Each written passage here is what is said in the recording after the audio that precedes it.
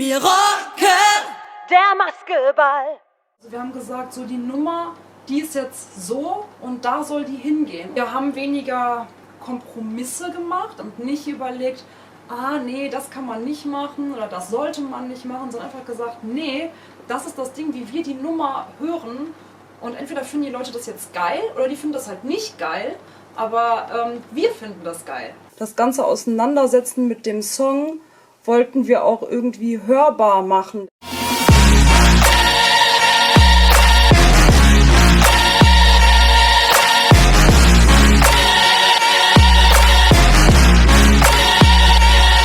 Deswegen sind wir zum Beispiel in ein Drum-Recording-Studio gefahren, also ein Studio, was extra nur dafür da ist, Schlagzeug aufzunehmen. Und das war natürlich für Hetty mega Paradies. Die Songs, die wir jetzt gemacht haben, wir haben ja nicht nur Maskeball gemacht, wir haben ja Maskeball und 2 andere gemacht. Und ich glaube, dass die sehr individuell sind, jeder Titel. Jetzt haben wir einfach 3 Nummern und 3 richtig geile Dinger gemacht. Und bin sehr, sehr gespannt, wie die Songs heute ankommen.